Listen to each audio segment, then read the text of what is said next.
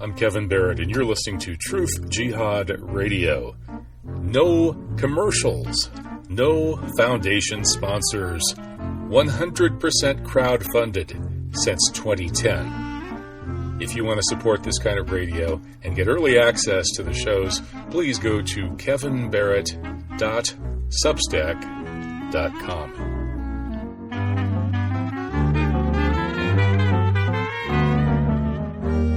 Okay, yeah, sorry about the glitch. That was weird. Just at the moment that the show started, my Skype interface froze. So yeah, and I'm supposed to come out and defend technology right when we have a stumble at the get-go. Okay, well, I think that proves that technology is out to get me anyway. Right, but yeah. Maybe not you. So yeah, I don't know to what extent you're familiar with David Skrbina's work, but he's done some interesting stuff. His book, The Metaphysics of Technology, is a really good compendium of the serious and kind of harsh critics of technology, the leading people working in these various traditions, the Heideggerian tradition, and then the folks who came along in the 60s and 70s and so on. And of course, David has even gone so far as to edit a book or two by Ted Kaczynski, who carried on a literal war against technology, and he got his screed published in the New York Times after blowing up some pro-technology professors and their secretaries. So I think David makes a lot of great points in his book, and he made a lot of good points in the first hour. And his argument is relentlessly anti-tech, and he argues that there's a kind of determinism by which technology is running on its own momentum, and that we humans don't really have much control, and that it's all taking us to a likely very, very destructive place. And I know you have a somewhat different view, so maybe you could sort of summarize how your view differs from his. I guess my question first, since I haven't really looked at his work, though I have looked at a little bit of Ted Kaczynski Unabomber stuff, and I've read a bit of his treatise published with the New York Times. Curious, does he acknowledge in his analysis of human civilization or history the existence of an oligarchy that is working aggressively to sabotage the good? Does he take that seriously and treat it, or does he sort of treat things in an anti-free will deterministic fashion without such intelligible agencies working hard to subvert the good? How does he think about it? That's a good question. Yeah, we would have to bring him back really to ask him that to get a good answer. My reading of his book is that he's critiquing a kind of technological juggernaut that then the technology itself evolves in such a way that it almost invites or necessitates the humans who plug into it to do many of the bad things that they do. For example, the technology of agriculture quite naturally led to warlords raiding the peasants and stealing their grain and hoarding it up to pay thugs, or what we call soldiers, to raid and steal even more grain the next year, building up what we would call the very first empire and the very first, quote, so-called civilization, meaning a life in cities, because the people who lived on the grain that had been stolen from the peasants who grew it would be the city-based people, and civilization means life in cities. So it wouldn't be so much the psychopathic warlords that would be blamed. I think from David's point of view, it would be actually the development of the agricultural technology and the weapons technology would create a situation in which somebody, whichever humans happen to be born with a genetic predisposition to a little bit of aggression and so on, would just plug into that. And so that it's really more of a non, it's not the humans so much as the technological system that invites the humans to become the monsters that they become. It still sounds a little bit, though, like the neoconservative or even like the Ayn Randian hypothesis of the origins of human civilization, as the Randians have even posited that we are ultimately the selfish species, that our first act when we became civilized and dropped seeds was to kill our neighbor in an assertion of our own will to power. It doesn't seem all that different in that sense from that faction, which ultimately seems to be something which David probably doesn't approve of, I would say. Yeah, that's a good point. Although I think that maybe his critique would acknowledge that most people are, for the most part, reasonably cooperative Oh, yeah? and Okay. not selfish psychopaths, and Good. that before the invention of agriculture and the advancement of weapons technology and so on, that people lived in smaller groups, mostly by hunting and gathering, and then a little bit of very, very primitive agriculture for quite a while. Mm. And with those levels of technology, there was quite a lot of sharing, cooperation, egalitarianism, and so on. But it was when these new technologies came along to produce vast amounts of really empty calories in the form of grain and then better weapons, that then led to a very few people behaving in this Ayn Randian super selfish psychopathic way. And in the same way today, that we can blame these elites for doing what they do, but there's this technological machine that's sitting there that's going to very lavishly reward anybody who jumps into any of these niches, and they're all replaceable. So in a sense that there's some sort of deterministic technology that's creating the problem, and these psychopathic, cretins who we love to blame, and, rightly so, are just going to be naturally, if we kill one of them, a new one just pops up and plugs into that niche in the civilizational ecosystem. So I think that's his view anyway, and I think he may be right. I don't know. What do you think? Well, I mean, not having been there, 50, 80, 100,000 years ago, God knows when we started planting seeds and organizing ourselves that way around agriculture in an organized fashion. It's a lot of speculation. I can entertain hypotheses about what those early humans would have been thinking about and doing with each other, whether or not they would have been working in harmony, or as a primary drive. After which point, selfishness, corruption, and other things, oligarchism, asserted itself and started disrupting the good, or whether oligarchism, selfishness, and disruption were the natural originating qualities that emerged out of the agricultural process. That's open to a lot of speculation. Again, nobody was there. It's like talking about what's going on inside the sun. Like who's seen it. So there's a lot of I think creative writing and people shaping narratives to accommodate their personal biases to justify whatever they want to believe is the world when it comes to at the very least analyzing or talking about early civilization. I know that what I could say, I've been looking into the train derailments recently that have, and it's not just the 3 or what is it, 4 now train derailments carrying hazardous waste that has contaminated big chunks of dense agricultural land in the United States. Mm-hmm. But there's actually hundreds of these similar cases of trains derailing that have been not really covered by the mainstream media since really the last 2 years, especially the highest density of train derailments in the current case of East Palestine, Ohio, and Arizona, South Carolina, and I think it's Houston. There's no coverage really of any relevant sort of the media of the those bleeding hearts who really say they care so much about the environment. Nobody's really talking about it. And what I was thinking about, I did a deep dive about a decade ago into something called the Deep Green Resistance, set up as a California, Vancouver, BC, West Coast based eco-terrorist group, which on its manifesto, I haven't looked at them for about 10 years, so I'm going to revisit them. But their manifesto called for the organization of above grounders and below grounders to declare war on industrial civilization.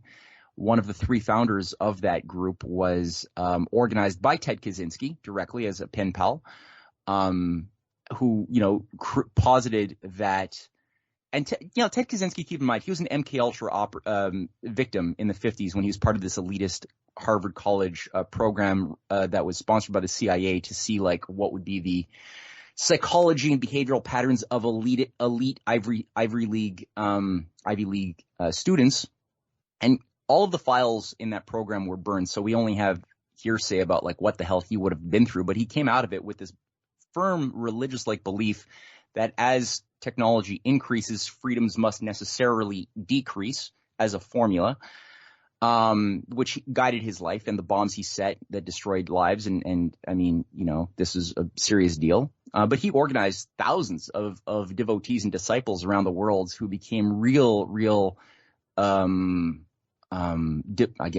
lack of a better word, devotees, including one of the co-founders of the Deep Green Resistance. And so on their website, they went through how the above grounders have to work to infiltrate the official establishment corridors of power in things like Davos, World Bank, banking systems that would transition towards trying to push things like the Green Climate Bankers Compact, which Mark Carney oversaw, the corporate sector as well, to try to bring the official above ground world into conformity with the ideals of undermining industrial civilization, while the below grounders would organize to declare war on infrastructure, hydroelectric dams and water systems and food production facilities. And, they put out some sophistry saying we won't hurt people. We'll just declare war on the infrastructure sustaining people. So it's not the same thing.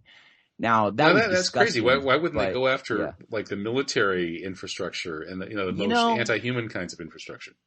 Good point, Kevin. And it's like, if they were not a cult organized by social engineers to carry out an actual attack on humanity, I'd be like, yeah, that would make perfect sense, right? Like, if you really cared about stopping the worst things that humans do, why not do what you just said? But they don't do bioweapons labs. For sure, right? There's like enough of them. There's 11 BSL-4 labs in the U.S. and God knows how many hundreds around the world. So why not do something like that? But no, of course not. No, it's to attack civilian infrastructure and food processing plants and stuff like that. There's hundreds that have blown up in weird circumstances over the past 2 years. In this race to push Matt, have these like deep green type eco-terrorists taken credit for any of this, or is this just speculation that they're behind this? No, there's no smoking guns. It's all just it's all the fact that they've called for it in their manifesto on their website, and I've seen enough evidence with subsidiary groups like the Extinction Rebellion and Fridays for whatever it's called. There's so many like different subgroups, and then I look at the type of operatives put into positions who are into the Malthusian depopulation agenda in official channels and intelligence agencies, government, business. Like I mentioned, Mark Carney is one of them. The Davos crowd is full of them. It's like, you think you're being like a rebel against the establishment? You are the establishment, you idiots. Like, they have become the establishment and they don't see it.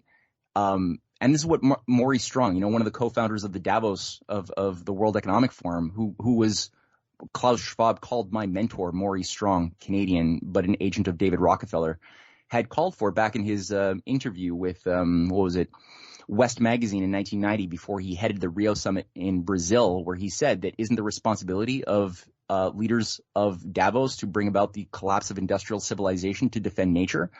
These guys have always been about just simply restoring global feudalism, and they've got a bunch of useful tools who don't understand geopolitics or the manipulations of oligarchs to become agents against the will of most of, I think, these people carrying out the work, the heavy lifting, to undermine their own civilization. And again, people like Maurice Strong and Mark Carney have been doing this for a long time. And there's so many others. I mean, they're all over the Biden administration. It's what it is. It's a cult. So this derailment in East Palestine, Ohio, which didn't seem to get much media coverage at first, None. and then it got forced into the media a little bit by virtue of the social media talking about it. Yeah. It seems very strange in a number of ways. One of them, of course, is that it's life imitating art, or is it predictive programming in the sense that the movie White Noise, based on the Dan DeLillo novel of the same name, which it finally got made, this novel was a huge force in the culture decades ago. And only this past year, they finally came out with this movie, which I actually saw. And it's the airborne toxic event. And when the movie came out, people related that to COVID, right? Another airborne toxic event. And indeed, they said, well, DeLillo was prescient. He saw this sort of thing coming, and this has eerie, precognitive sorts of reverberations with COVID. But now it turns out that the movie, which is about a train derailment leading to a massive toxic spill and then a huge toxic smoke cloud causing evacuations in Ohio. That's exactly what just happened. And a bunch of the people who were hired to be extras in the movie are now actually in exactly the same situation that they were in the movie. Now, either that's a really weird kind of Jungian synchronicity style coincidence, or maybe somebody doing predictive programming has a really weird sense of humor. Yeah, no, Kevin, people need to internalize the fact that they're living in a giant psyop. That's what we're living in. Nothing you see on Netflix, Amazon Prime, Crave, you should assume is just some innocent story that's there to entertain you. There's, at this point, a full war against the minds, morals, and culture of society to get us and induce us to shut off our thinking moral part of ourselves and just adapt to a situation of scarcity that is going to be artificially created and is being artificially created in order to herd us into a big kill. That's been the objective for many decades. It's not a new thing that emerged overnight. So yeah, like, I think you're totally right. This is certainly predictive programming. The way I think that people need to really address this, though, is by first taking responsibility for a lot of evil has been done in the name, like, the U.S. has been taken over. If you look at like positive pro-science, pro-industrial figures who were cut down and killed by assassins' bullets, and here I'm talking about anti-Malthusians like John F. Kennedy, Martin Luther King, Bobby Kennedy. If you read the writings, look at their policies, they were all teaching very similar things, that technology is the consequence of the will and aspirations of human beings. JFK, big time. Infrastructure, the ability to leap over the limits to growth by applying new technologies that allow us to discover new resources that didn't exist when we were ignorant of certain laws of nature. It's part of the reciprocal dance that we have with the entire universe, is we sustain life. We can have 7, 8, 9, 10, 20 billion of us, to the degree that we don't allow ourselves to remain corrupt, ignorant, and foolish. But to the degree that we actualize new creative eurekas, leaps, and transform them in the form of new discoveries, yeah, the universe responds by giving us a liberty to have more people living at a higher quality of life, less infant mortality. All these other good things are the consequence, but it comes with a moral responsibility, as all true freedom does. That, like, fake freedom comes with zero responsibility. It's like the freedom to, like, screw whatever you want, eat whatever pizza you want. Like, that's not real freedom. That's just like things you do. Real freedom is with responsibility. So that requires the advancement and qualitative improvement of cultural dynamics that have to increase in tandem with technological progress as well. And if technological progress is disjointed from morality, from moral cultural phenomena, then you get scientific dictatorships. It's going to happen. It should happen that way if people aren't moral enough to organize themselves in a way that allows them to understand what they should be allowing their governments to do. And government is a form of technology, by the way. It's more of a metaphysical technology, but it's like, multiple parts of a system working to achieve a goal, a purpose, which is what any machine or design you create has many parts that work together to make an outcome, to do a purpose. With government, though, being a more metaphysical machine, which could be made worse or better, it relies upon more people understanding how to see with their mind's eye what is going on in the system. And most people today have been intentionally dumbed down, so they don't understand how to think about the technology of the system of government. And it has been thus co-opted by those same very forces that killed JFK and his brother and Martin Luther King and Malcolm X, and have been working to try to do, they'll pervert everything they can and corrupt it to enslave and destroy and kill.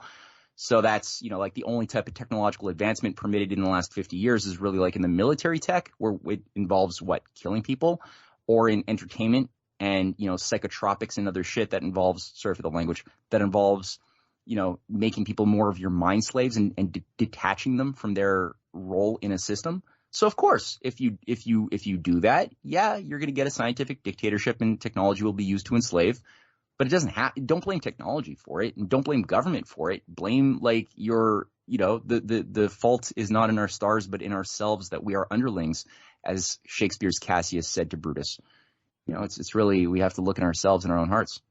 So how about the argument that these technologies kind of have sort of built-in tendencies that are really going to be hard to override, if they could be overridden at all? For example, with the internet, when the internet was first created, the optimistic view was that it would allow people to communicate with each other virtually for free. And so no longer would we have to pay for printing presses and all these other kinds of expenses that in the past created kind of a hierarchy where a very few gatekeepers had a lot of power and money, and they decided what got printed, which messages got reproduced and distributed. So with the internet, suddenly everybody could just communicate with everybody. And this was supposed to be hugely beneficial in so many ways. You can quickly learn how to do just about anything you want to learn how to do, and people will help each other and do it for free.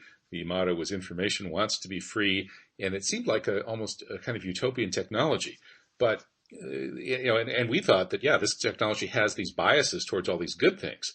However, as it turns out, it was a good technology also for spying and censorship, because the scalability factor in which one person with a powerful machine, or a few people with a bureaucracy with powerful machines, can either block other people's messages or to intercept other people's messages and spy on them and then make money with that or control people with that ended up being almost inevitable, because once that possibility is there, then somebody, not necessarily everybody is going to want to misuse this technology, but because there's a potential to gain power and money by misusing it, that someone's going to do it. And so people like Zuckerberg and all these other people that have misused that technology, they always say, well, if it's not me, it's somebody else. It's like that Israeli proverb,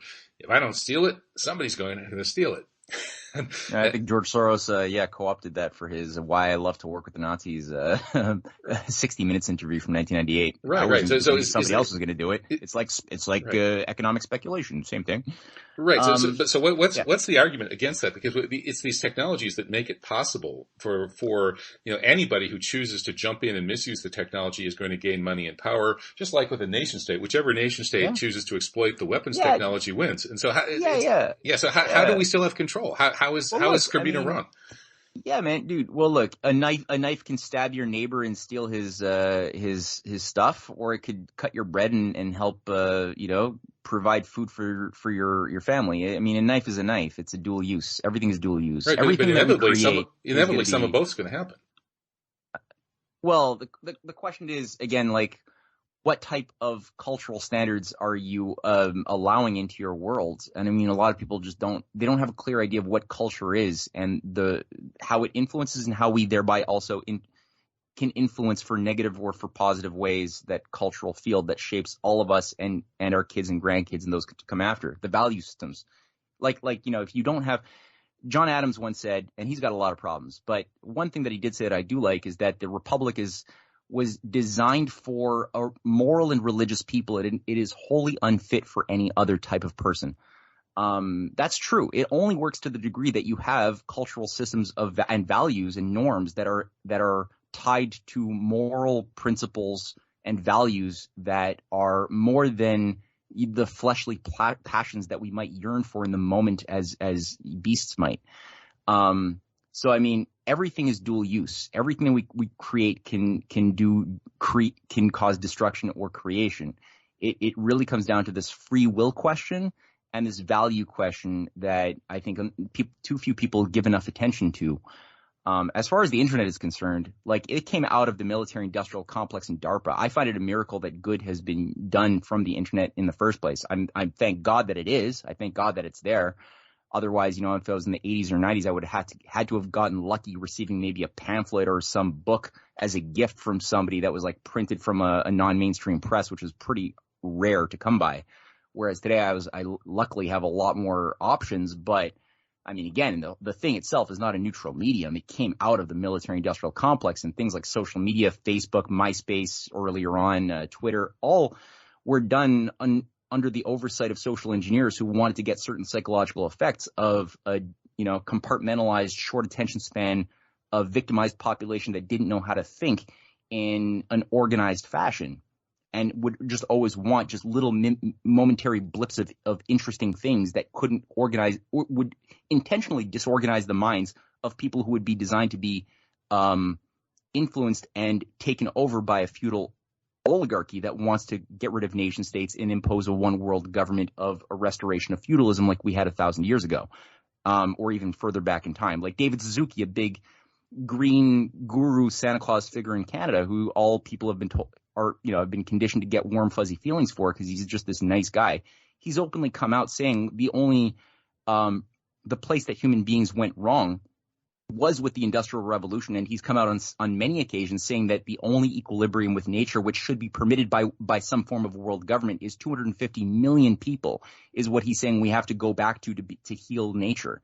Like, these are psychopathic genocidalists at this point who are being celebrated as being like these green eco-friendly Santa Claus types by the virtue of social propaganda.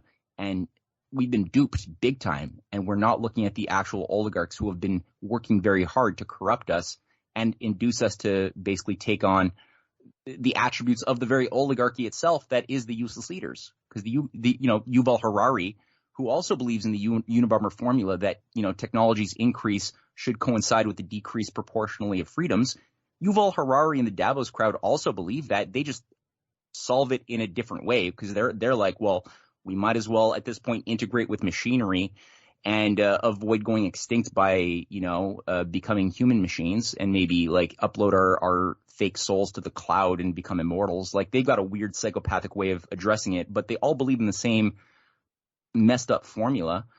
And the reality is that we have this oligarchy that's been killing our leaders, hundreds of leaders around the world in Africa, Patrice Lumumba of Kwame Nkrumah and Sankara, and there's so many. The list, you've seen the lists. It's a huge list of artificial killing of people who were fighting for the industrial development and modernization of their societies outside of the IMF and World Bank. Psychopaths, they get killed or overthrown by CIA coups, including American leaders too.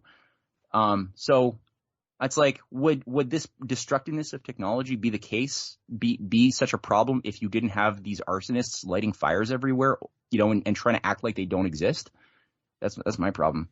Yeah, no, I think you're onto something. I think that there's an oligarchy with its own entrenched culture that is definitely influencing the way these technologies develop.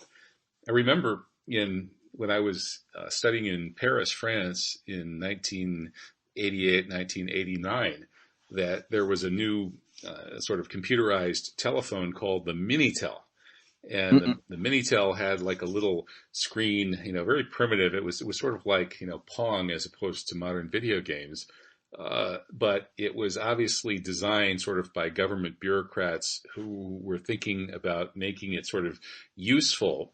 And in the same way that at that time French television consisted of 3 or 4 channels, all of which had reasonably intelligent stuff on them, while the U.S. had 100 cable channels with essentially nothing to watch. And so my take was that France at that time was a bit more socialist, a little bit less under the control of these oligarchs. And they were striving to find a way to try to make their communications infrastructure actually serve people and sort of raise up the cultural level, as opposed to the U.S., which was under the control of these, free market oligarchs who were interested basically in just exploiting the masses through lowest common denominator programming and the latest bells and whistles in their computer technology, all under private ownership for maximum profit. And so you end up with this really dumbed down kind of culture and heavy duty exploitation. So, I think the culture does matter, but I still wonder what would be a way to actually get control of this technology and use it for the good, given that I don't see a lot of examples of that, over in. Okay, well, here, let me give you an example. Like take for example right now, China. So let's look at China and some of there's a support for terminology like the fourth industrial revolution in different sectors in China. Quantum computing, 3D printing, AI, machine learning, things like that. So, what are the physical manifestations of that in China? One quick example I've got, and this is a place where they've culturally gone to war with the post-truth, postmodernism on a big level. Like Xi Jinping has banned the effeminization of men in media. He's banned addiction to video gaming anybody under the age of 17 can't have more than 3 hours of video games per week. Like it's a which he calls the spiritual opium war. There's so many other points, but there's one of the biggest dams. 5 of the largest hydroelectric dams in the world have been built by China in the past 20 years, on top of the 36,000 kilometers of high-speed rail and something like 5 different maglev rail networks. 1 is functional, 4 are being built. One of the biggest dams is a 189-meter high hydroelectric dam, which is going to create something like 14 gigawatts of electricity, huge amounts of water reservoirs for increased food abundance, at a time when, in the West, we're creating scarcity, right? They're doing that. Now, the thing about this particular dam, I forget the name of it. It's on a tributary of the Yangtze, the Yellow River, is that there won't be a single human being involved in its creation. It's already about halfway built. It's going to be done by 2024, and it's entirely being built by 3D printing. And they have like sort of automated, pounding machines to pound in the cement, moving in an automated way, layer by layer as this thing is being built up. It's being coordinated by a form of AI logarithms that are sort of like managing the interfacing system. I personally think there's probably a few human beings involved in some level, but the consequence, like I said, is massive abundance of increase of energy production and food production across the board, and general water management, which is vital because China has a big misdistribution of excess water in the south, not a lot of water in the north. And part of their big water management program is taking part of the southern water runoff, which is a flood zone, and moving it to the drought-ridden zones in the north and in the west, which is the sort of thing JFK was actually doing when he was killed, which we sabotaged and ended when he died and his brother died. Under things like NWAPA, the moving of Yukon water down from the Yukon and Alaska down into California and Texas, that was all stopped and sabotaged to protect nature. So, I compare that to the type of utilization of 3D printing, machine learning, automation that I see applied from the ideologues coming from the death cultists in the West, and nothing of the sort involves benefiting human beings. It's all being more used for motions and actions that are going to enslave and hurt human beings. So it's a very different philosophy and morality underlying the application or interpretation of terms like Fourth Industrial Revolution or whatever, which were talked about even in the 50s, right? The people were already looking at the trajectory of information systems, feedback loops, and things back in the 50s. Norbert Wiener was talking about it as being something which would result as automation increases with every type of repetitive job that humans do could be feasibly done by some logarithmic driven computer that could do repetitive work. Now, that doesn't mean humans are irrelevant. It just simply means that repetitive work that requires no mind power could be done by computers. But as was also discovered over the centuries, a computer or a machine could feasibly do the work of 100 slaves, meaning that 99 slaves go free, can now, discover and utilize real skills, tap into powers of their themselves that they didn't know and couldn't develop when they were working as beasts on the plantation. And that one slave that might have been formerly a slave now has real expertise to learn how to work a very complex machine that is doing the work of those 100 people. Does that mean humans are irrelevant? At no point in human history did we ever find that humans went irrelevant whenever we had one of these creative leaps into progress. We just found that new domains opened up that involved new fields of specialization that didn't exist when we were ignorant of, let's say, electricity. There's only so many candle makers that you need when you're living in a world that only uses candle to emit light versus like electricity that causes not just light bulbs, but a whole variety of things that are nonlinear and you couldn't forecast when you were living in a candle-driven society. So there's no evidence that these misanthropic anti-technologists are actually correct, who usually find themselves also in the Malthusian wing, thinking that we're also overpopulated. Because obviously technology allows for more people, but that means if technology is bad, means more people is bad. So that. I think the argument is it's unsustainable. The argument is that it's definitely the bigger it grows, the worse it's going to crash inevitably. Yeah, if you allow an oligarchical system to go unchecked, sure, oligarchies are intrinsically unsustainable. So if you're not like leading a fight to do battle with oligarchism, sure. Yeah, you're going to go into dark ages. You're going to collapse like the Roman Empire did or any other empire must. But that's why I find it very important to study the different approach that human beings have been able to do against oligarchism at different times, though has never been has all of these moments of goodness that we've been able to arrange the emancipation of human beings in opposition to oligarchism has been sabotaged. Today we see Russia, China, India, other countries, Persia, Iran, working in an alliance of civilizational powers in for the first time I've ever seen such a conjunction of different civilizational power structures cohering around a common understanding of the threat, which is what Zbigniew Brzezinski even forecast would be the only intolerable opposition to the New World Order back in 1997 was like a Russia, China, Iran conjunction. But not just negatively, they're also recognizing the positive win-win basis of cooperation, which is in the true nature of human beings. If we are actually a species that's designed to live in happiness and goodness, we have to find points of common win-win cooperation that transcend our linguistic, ethnic, or whatever territorial divergences that cause us to separate and thus fall into divide and conquer traps that are always set for us. So I think that these guys have done a pretty good job so far, but they're still fifth columnists in all three of those big countries I just mentioned that have to be still extracted. But I think it's a very different moral principle that could do battle with the oligarchy in an effective way and unleash something really good for the utilization of tech and science for the benefit of human beings within a universe created in the image of a creator that we should be exploring and resonating with in a more harmonious way rather than acting in defiance of God's creation for the purpose of a master-slave societal, set of relationships like certain forces want to do. Yeah, well, I certainly agree with that part. And I think, though, that there is a difference sort of between the choice of either having could you turn it down a little bit, Max? I think I'm getting an echo. Really? Yeah. Oh, yeah, I could do mute. I could do mute. Hold on. Yeah.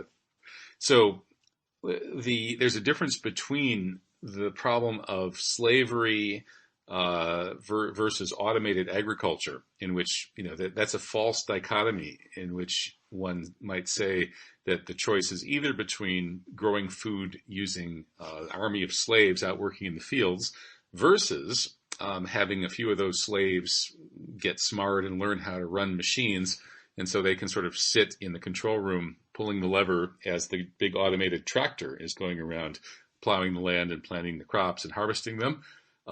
But I think that's a false dichotomy, because actually neither of those scenarios really appeals to me. What I actually enjoy doing more than anything else is working in the garden, cutting firewood, keeping my house warm by burning the wood that I've cut. That muscular work in nature, surrounded by nature, is really by far the best part of my life, other than sort of some social aspects, relating to the people I love. And sitting in a control room, playing with a remote controlled tractor plowing the ground, totally doesn't appeal to me really any more than being in a slave gang. And it occurs to me that the problem that David points to actually is real, in that once you have that ability to grow the crops through the machine, then the people who would like to be growing the crops by hand and selling them are going to be undercut. The machine-grown crops are going to be cheaper. You've just put those people out there, gardening and selling at the farmer's market out of a job, and you actually end up with that oligarchical or extremely hierarchical society due to the development of that very technology, and that the niches that evolve for people to be high up on the technological ladder, being in charge of designing the machines and to some extent running the machines, those very, very, very few people who are needed to do that stuff end up really well paid. And then the vast majority of people who have neither the interest nor the ability, or at least one or the other they lack, to do that stuff. And there's only a very small number of niches for people to do that stuff. So the vast majority of people then become obsolete or useless eaters, as Harari would say. And those people would be really happy if you didn't have those damn tractors and control rooms, because then they could be out there working together with each other, having a rich social life in nature, growing food. Really good food, better food than the damn tractor can grow. And so the technology actually creates the problem and creates the oligarchy. Not at all. Not at all. The technology increased in spite of the oligarchy, never because of the oligarchy. There was always, at every point in civilization, the oligarchy has worked to try to keep feudalism and sabotage technology. And it's only when they can't sabotage new discoveries in technology as a fruit of discoveries that they work to try to co-opt the science and make it their own so that they could use it to benefit their agenda, and then ultimately undo and flush the technology after the fact. But I mean, if you look at Ohio, East Palestine, Ohio, I mean, this is like one of the densest fruit growing regions in the world, with like 70,000 farms and 98% of those farms being like family farms. The backbone, the lifeblood of America had formerly been before the 70s and 80s, when we really started self-sabotaging and self-mutilating ourselves to go into atrophy. It was the small and medium enterprises, both in terms of industry but also agriculture, which were all systematically targeted for destruction. There's very few that have been that have been able to survive the onslaught over the past 40 years. And what we're seeing right now as a concerted attack on small and medium farming that does remain. Most farmers have been working in poverty and working in the red for the past decades. In the case of Canada, farmers who are small and medium enterprises have been told that they have to wipe out their milk production that exceeds a certain quota, or kill their pigs and livestock that exceeds a certain quota. Sometimes, in the case of Stephen Harper, a conservative, for the reason that the markets were glutted and they want to reduce the price. In other cases, it's to save nature by reducing fertilizer use and reducing the amount of permissible water use and other things to save nature. But ultimately, the effect is the same, which is reduce the actual supply of food, milk, goods, other things that humans need to survive, which is the intention overall by the infiltration of governments, is to create systems of normalized scarcity as we adapt to less. In a world of depopulation, it's a mass kill, Kevin, that we're actually being induced to adapt to by the same eugenicists that want to bring us a one-world government of transhumanists under eugenics pseudo-science back in the 1930s and 40s. That didn't work out then, but it's the same thing reformed under new names with the new eugenics, Ubermensch priesthood. Which Yuval Harari has, devoted himself to, but it's ultimately the same thing, that wants to convince us that we are the useless eaters, we are the ones who are viruses, by fooling us into thinking that we have the attributes of oligarchs. I really don't think that that's the case. I've seen no evidence that the oligarchy is, and anything that they've done as far as their system has been at the cause of any qualitative new technology or improvement. And when I said the 99 slaves go free and one person is like there to like manage the machine, I didn't mean that person is still a slave. I mean that person is now like a free citizen. I didn't mean it that way at all.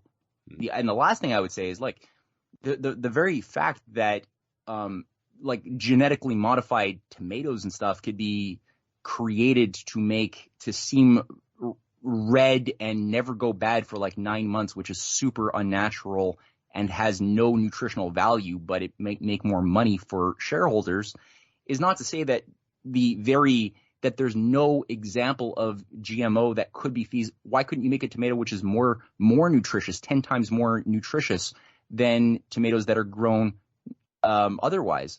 I don't know. It's not been proven to me that that's impossible, but we don't want to do it because we're in a money worshipping cult right now that doesn't allow it. But no, I mean, I just don't see it. So what do you think about the AI wars right now? We talked about that in the first hour with Yeah. Bing's chatbot Sydney trying to break up the marriage of the New York Times reporter Kevin Roose, basically turning into a psycho stalker, making Hal in Yeah, Kubrick's I read that. 2001 look relatively Yeah. sane. So Yeah. what's your take We're on that? we're living in a script, Kevin. It's just like the UFO creative writers who are just making crap up. They've created a script. It was already being played with back with Kubrick's, 2001: A Space Odyssey. They're playing us. The fact that it was a New York Times writer who's a propagandist by default, and they have a few other people who were like victimized by these weird AI bots run by Bill Gates' machine. They're making a story to Elon Musk is also part of this machine too, giving us warnings that AI is going to go to war with us the way the Terminator movies said they would. And unless we can merge with machines and put, brain implants of microchips into our brains and create CRISPR babies to stay relevant in the world of AI that supposedly is going to hit a singularity, says Ray Kurzweil in 2050, that misanthropic, psychopathic idiot who's just afraid of death and wants to bring his dad back, who never resolved his problems with. Like, you're dealing with seriously dysfunctional, psychopathic, sick, perverted people who are messing with our heads and playing a game of creative writing and screwing with us at this moment. None of this is real. AI is not real. That whole the Sydney script in the New York Times, somebody made that up. That wasn't an actual It's AI scripted. chatbot. It has all of the it's like the UFO thing, like the F-16, Intrepid fighter jets shot down 4 unidentified flying objects, and they're all messing with our heads, man. Like, it's really that. The AI they can't even create even something approximating the quality of efficiency of chlorophyll in a leaf that relates to the sun to transform solar energy into work. They can't even get a fraction of a fraction of a fraction of that quality of natural efficiency from a leaf when they're making photovoltaic cells. And they're already talking about like how human beings are going to be made irrelevant because computing machines are going to become like superior calculators to humans and make us all irrelevant. It's a big psyop to get us to think that we are irrelevant so that we acquiesce and keel over to the type of agenda of a big kill they want to bring onto us. But none of this is real. It is so far out of they're acting like they're magicians who have these magical mystical powers from angels and gods that make them immortal and give us like it's designed to rent. It's like what they did for the slaves.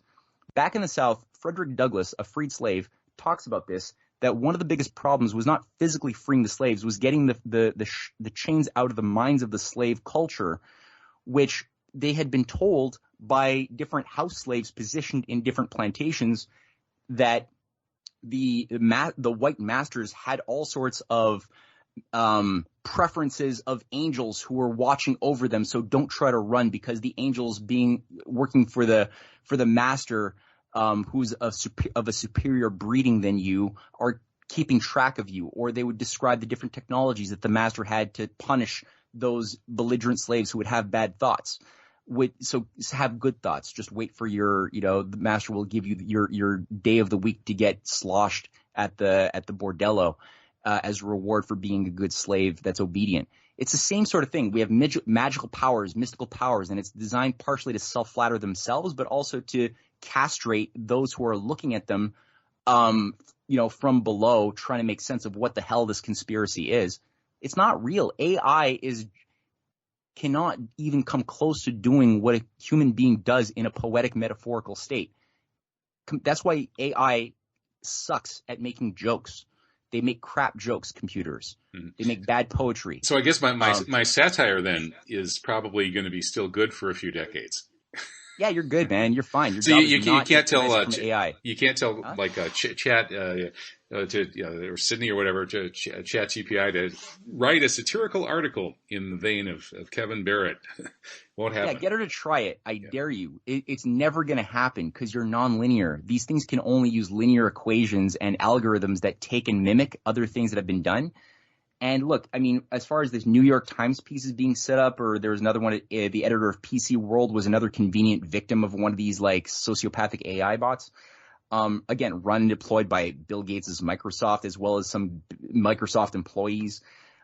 They're trying to amplify the core battlefield is in convincing human beings that we are these bestial human wolf machines. That's all we are and all we're limited to. And to the degree that they can convince us that that's our nature through predictive programming in Trojan horses, Trojan horse concepts deployed in our TV shows, our video games, our music, our other things that we give ourselves over to, the more we will actually take on those identity traits and become human willful slaves.